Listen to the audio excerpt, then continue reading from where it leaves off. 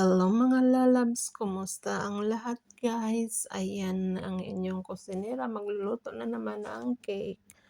Pang merienda lang guys, pang snack lang namin dito guys, at saka pang tea ni amo.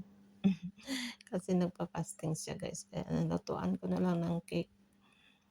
Ayan guys, ready na kasi yung flour natin, kaya nilagyan ko lang ng itlog at saka oil at saka tubig.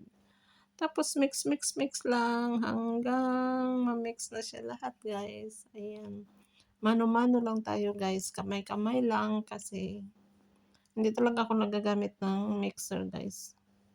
Tapos ayan, nilagay na natin sa ating lalagyan.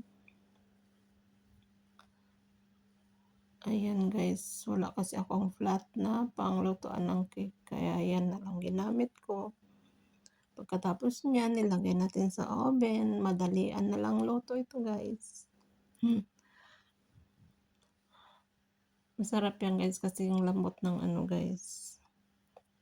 Pagkatapos yan, ilagay na natin sa oven. Tapos, ayan, naluto na siya guys.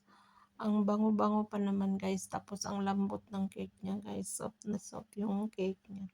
Tapos guys, nagawa na rin ako pang topping niya guys. Yung topping niya guys, simple lang guys. Pag walang budget guys, ayan, ganun lang guys. Yung ginawa kong chocolate. Tapos, lagyan ng milk, butter. Wala akong flour. Wala akong cornstarch. Hindi ko nalalagyan guys. Nilagyan ko na ng condensed milk. Ay, at saka butter. Ayan.